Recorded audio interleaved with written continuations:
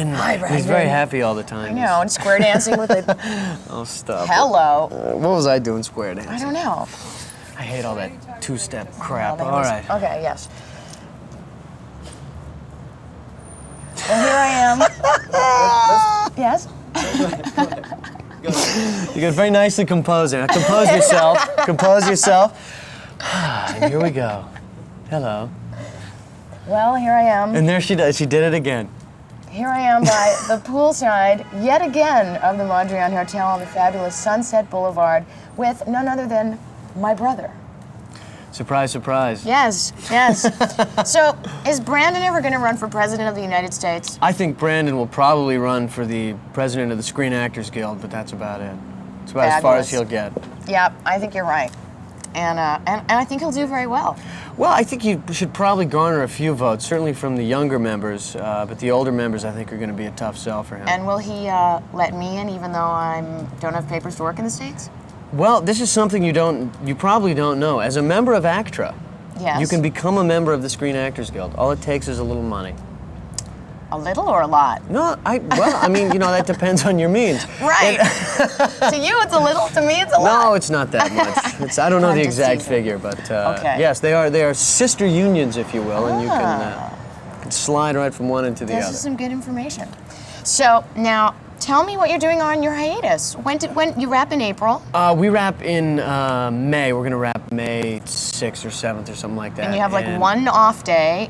And then I go right into, it looks like I'm going to do a film called Sang Froid, which for all you French-speaking Canadians, no, not Sang Froid, Sang Froid, and for all you French-speaking Canadians, that means blood cold, or cold blood, if you will. And it's a sick and twisted tale of murder and debauchery in Los Angeles, and it's sort of it's an urban tale, and it's I don't know. I guess it's kind of a disturbing movie because it sort of deals with a sort of disturbing area of life, and that is the whole mafia hitman situation and sort of people who are unwillingly drug into it, and right. That's what it's about. So who's involved? Who's directing? I'm involved. A wonderful young man named Wallace Waldarski is directing, and he's a very cool guy. And the company that's producing it actually is Michael J. Fox's company, Snowback Productions.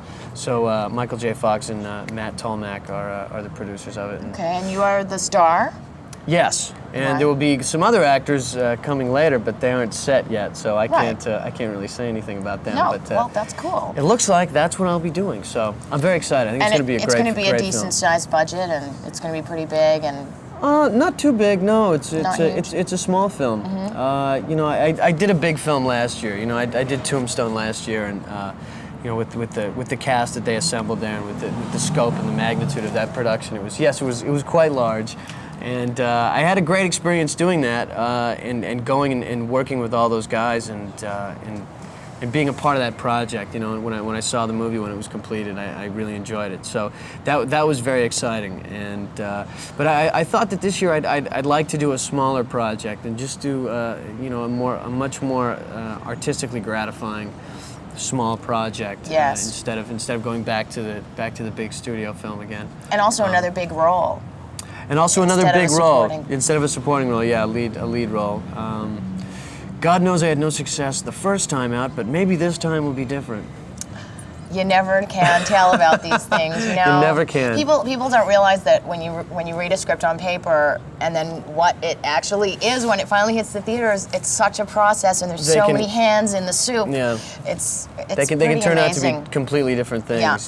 Sometimes it's good, sometimes it's it gets better, and sometimes it just changes form in a way that not necessarily that it's worse, but it just changes form in a way that either sells or it doesn't, and as an actor, you really, once you wrap acting on a picture, you're done with it. It's out of your hands. You gotta move on from it, and then the powers that be take over and create what they want out of what you've given them, and it's there's no way to say whether people are right or wrong. It's just it's different ways of looking at things. It just happens, and it's risky. and it's risky, and that's the magic of Hollywood, I guess. Yeah, exactly. It's the gamble. It's the gamble to create the dream. It's rolling the dice. Yeah. So now working with Tombstone must have been awesome. I particularly just loved Val Kilmer in that movie. Yeah, he was great. Do you think he was robbed? Do you think he should have gotten a nomination? I do. I would have loved to have seen Val get a nomination. I had a great time with Val. Val's a big Sammy Davis Jr. fan. Of course, as you know, I am. So I had my Sammy Davis Jr. watch on while I was down there. And your cufflinks. And I didn't have the cufflinks because there were no black tie affairs while we were in Tucson. No. But I had the Sammy watch on, and every morning Val would come over to me and say, "Jerry, I just need to touch a little bit of Sammy, man." And he'd rub his fingers on my watch. He'd go, "Thanks, babe," and he'd go away. And so every morning I had my coffee with Val, and it was funny. He's a very nice guy, and everyone was really nice, like painfully friendly and nice, and it was a great experience to sit around. And sit around in the bar, at night in the hotel, and I looked around every once in a while, and I thought, I'm sitting at a table with Kurt Russell and Val Kilmer and Powers Booth and Sam Elliott and Bill Paxton and Stephen Lang, and we're just like all sitting around telling stories, wow. And it really was. It's awesome. It was awesome. I mean, I don't know. In the true sense of the there's word. no other way to put it. It's Yep. awesome, and to hear Powers Booth telling stories of about films that he made. Hearing him talk about filming the Jim Jones and the Guyana tragedy, and wow. And listening, talking to Kurt about about John Carpenter's The Thing and Escape from New York and all these, and he's just telling me about it. It was too much. It was too much to deal with. So. That was a really great experience. Did you feel like kind of a little kid? You were kind of like smiling. I did. And I did feel a like lot? a little kid. I was the youngest guy. I was like the youngest guy in the bar, and I was like, all these guys had all these great guys, stories. This is really great. Absolutely. I'm really enjoying being here with you guys. Thanks for letting me hang out with you. They all had great stories, and I had no stories. So, I of course stole all their stories and told them again. Of course. Of course. So now let's talk about your latest, well, maybe not your latest passion, but something that's just coming out a lot. People are realizing that you're really getting into directing. Yeah. So you've done in total 4 episodes of 3 episodes. 3. You have another one before the end of this season? I have one that will be airing on March 23rd. And that's the one I just completed, actually, and I'm really excited about it. It's it was far and away the most difficult episode that I've directed, but certainly the best experience too. Can we give away a little about it? Well, it's a flashback. There are flashbacks in it. Yeah, Brenda finds a diary, and she starts to read the diary, and as she reads the diary, we flash back to 1968 and 1969, and the characters. Just when you and I were born. Exactly. Yes. Exactly. Of course, I knew a lot about the time. Mm-hmm. So we flash back to 68 and 69, and all the characters, the regular characters, become other characters, become the characters in the diary. So we have the actors on the show actually playing 2 roles. So it was fun as an actor. It broke up the monotony of playing our characters day in and day out. But as a director, it certainly posed a lot of challenges, and just the logistics of it, and going in and out of the flashbacks, and finding the right times, and the hair and the wardrobe and the makeup and everything, and it was really great. I just cut the episode together the other day, and I think it's a really great episode. I can't wait to see it. I can't wait to see it. And where's the directing going to go from here? Like I guess next hiatus will be maybe not a hiatus. It might be finished. It might be 5. finished, but who knows what's going to happen? I mean, would you like to direct a feature? I'd like to direct a feature. I'd like to direct more television. I like to direct movies of the week. Directing is something I certainly enjoy, and it poses a lot of challenges that get lost sometimes in doing episodic television, where you're playing the same character day in and day out, and you can get lazy, and you can really kind of just walk through what you're doing, and it's great, not only as an actor and as an artist, but as a person, to have something to challenge you, like that, and to throw those episodes in and have something really challenging to do and really focus my mind on is a very good thing. Great. Yay! Well, when you're directing, you can hire me, right? Cool. I'm just kidding. I'll go in and audition just like everyone else, and then you can hire me. Hey, you're busy here. Yeah, that's You already true. got a job. I got a gig. Hey. So will you do some throws for us? Better, is there anything else that you'd like to see? Would you mind if she asked you? Cut your director's cut, and usually leave it a couple minutes long, and then you send it over to the post-production people that do all the shows, and they trim out, they trim it some more and make changes, and maybe drop a scene or maybe add a, But you get to pick like songs that go in it. No, and you don't? no, not on episodic television. It's much too fast. I thought you got to pick like the song that with the Vegas one, with the shots of Vegas. Well, I make suggestions, and whether they actually get the song or not, there's a whole nother side to what we do, and that is post-production. Post-production is a whole entirely different thing, and I'm just starting to get a feel for just how different it is. It's a big thing, and editors and the guys who do the scoring, and there are times when they screen they screen the episode and they say, all right, the music starts here, the music stops here, and they do all these things. I mean, they just do amazing things, in post is really where really a show is made. You either make it or break it in post. I think with the color timing and with the dubbing and with the music and the scoring. Everyone's lives are in those guys' hands. Absolutely, and thankfully we got a good crew. We got a real good crew down there, and I trust those guys. They've been doing it a long time, and they're very good. So. Great. A big question that comes to my mind is, do you have any control over, let's say, the branding character? If they were giving him a certain plot and you didn't think that you were comfortable with it, do you want me are to you at ask the plateau right now where you can tell them, well, look, guys, can we change this or can we do that? Sure. Okay. Do you want to ask it? Yeah. Okay. Are we rolling? So, back to Brandon a little bit. Do you have a lot of control about Brandon? Like if you read something in the script and you just don't agree with it, or you don't think Brandon would do it, or you just don't want to do it because you just think it sucks, can you say, look, guys? Yeah, somewhat. I try to be able to see what's coming in the storylines in the future episodes, so that I can avoid a situation like that, and I just kind of push them one way or the other. But they now we've been doing this a long time, and we have a creative team together on the show that has been together for a long time. From Aaron to Chuck Rosen to the actors.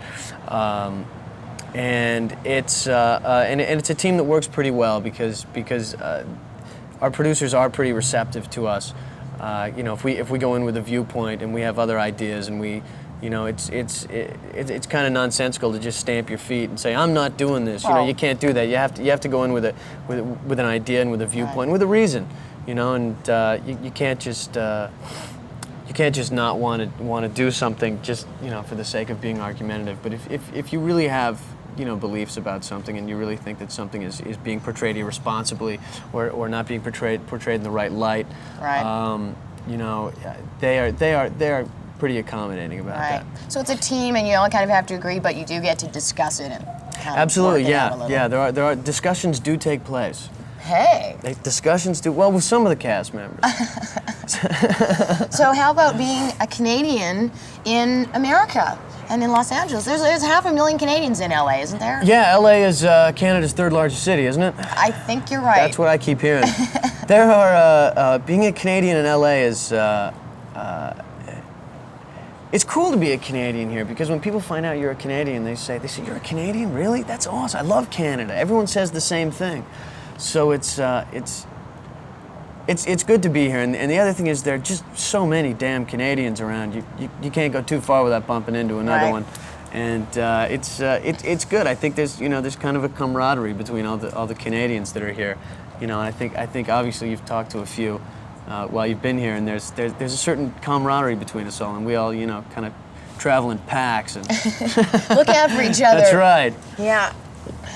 Well, I think I always like it when I'm here. I mean, I think also, tell me if I'm wrong, you appreciate it. If you're born in a city, you kind of don't notice it. You come from Vancouver or Kelowna, and you go to LA, and the weather's so nice, and it's big, and there's so many different places to go, and I mean, it's great. Well, it's the old thing of moving to, it's not like we're from a small town, but we are from a big city, but it's like coming to a really big city. Yeah. And it's I like it here. I miss the rain, though. I do miss the rain. Yeah. Rain is good. Yeah. It's raining. It's been raining for like 3 weeks, and Canada hasn't stopped. All across Canada, actually. Every city is wet now, and I know that. Because you've been there. Because I was there, and I'm going back. Have you been doing that Shirley MacLaine stuff again with that transcendental thing? Yes. You have? You could tell?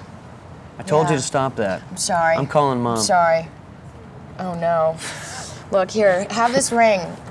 Don't call Mom. Wait a minute, I gave you that ring. Forgive me. What are you talking about? Let's do some throws. Will you do some? Okay. You're watching. Yeah, she's gonna have me as a guest again. Audio things are so much better. Yeah, you can have boogers and wrinkles and Totally. green Thank things God. in your teeth. Thank God. Thank God for audio. Okay, I guess, yeah, it's rolling. Okay. Red light isn't on. I've disarmed that red light. Ah, using that for a little home video, huh? Exactly. So we're ready? Yes, sir. Okay, cool. Hi, I'm Jason Priestley. You're watching Metro Cafe. Indeed you are. Do one with Sammy Davis Jr. impersonation. Oh, come on. No? You can't do that. Okay, then don't. Okay, ready? Hi, I'm Jason Priestley, and you're watching Metro Cafe, man. Cuckoo, ka-choo. Is it cool? Okay, then now the Just one. say hi, I'm Jason Priestley. Watch me this week on Metro. Okay. Still rolling, sir. Hi, I'm Jason Priestley. Watch me this week on Metro Cafe with my sister. Not. Yes. That's a tongue twister. Or you don't have to say my sister. I mean, that was she wrote them, but I mean, I'm not sure. Right. You don't have to read all of them. Just the first one, or choose either one because she wants to promote it. I guess a whole week. And when just. Oh, wait, this one's good. I think I like this one. I think I'll say this one. Okay. You should tell Rona, she rolling spelled my out yet? name wrong. She spelled it right. She spelled it wrong. She's like She's all a over the dummy. place. She's out of hand. She's a blonde bimbo. She is. Well, you We're know. rolling, folks. Okay. Hi, this is Jason Priestley. I think you should listen to Sex, Lies, and Audio Tape, not just because my beautiful and talented sister Justine is on the show, or because my mother called in, but because Justine made me say this. Thanks. That's awesome. That's a good one. Oh my God. You want to make one? 73, and so did I when I was 10. What a drag. It's all changed. And I feel bad for you guys. No, it's all changed. Is it in stereo now? No, who knows? Hey. It's 730 CKLG. You don't call it LG73 anymore? We've grown up with you. Well, Grown up with you, babe. Yeah. oh, that's good. I That's don't good. wanna be man Okay, man. okay. I don't wanna ever- All right, don't be a company man. No, I don't want to be. All right. Hi, this is Jason Priestley, and you're listening to 730 CKLG. We've grown up with you. Oh man, I love you for that. Thanks. Quality fry. So we're just Good as bad laughing, talking. Having fun. Of course. Really? Ah. Now, what was Rona Barrett? Rona Rona Rask? Who's Rona Barrett? Oh, she's that bitch who was hard copy or something. I don't know who she is. Yeah, Is she like the She's some fucking sleaze bag. president of something? Fucking douchebag. Rona Barrett? Oh, it's okay. They don't have mics on now. She writes for the Star or something. Yeah, she does. She's Yeah, a gossip columnist. Right, that's what she is. Okay. It's a gossip Like I columnist. said, she's a douchebag.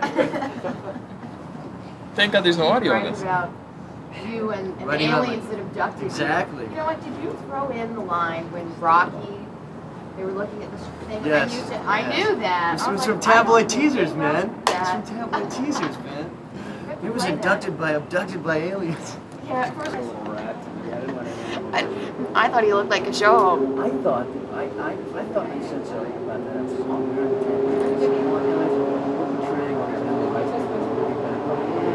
Those three guys. Yeah. Yeah. No. You know, and there's a lot of validity in what they're saying, and I thought that they missed the boat on showing that. Yeah. I thought it was good that they told both sides of the story. They did. That they had Andre in there. Right. They had Andre. But they were like goofs. They They were like just, hippies and kind of like. Yeah, they were too weird, and they Yeah. were, but also what they did was they gave Brenda all the stuff, all the pro animal rights stuff, and as soon as you give her that stuff, it illegitimizes it in the public's eyes because it's fucking Shannon Doherty saying it. So Right. that kind of But then again, maybe if they did write for that, then that a little smoke effect there, huh? That was good. It Excellent. might be kind of insulting to her, Yeah, you know. I mean they have to. I don't know. It was sad because all those guys from PETA, Chris and I know all those guys, and Alex, the guy who runs it. You know, he's a great guy. Who was there at the You know, meeting if I and turn said, the "No, shower this on now is here. lab." So it was too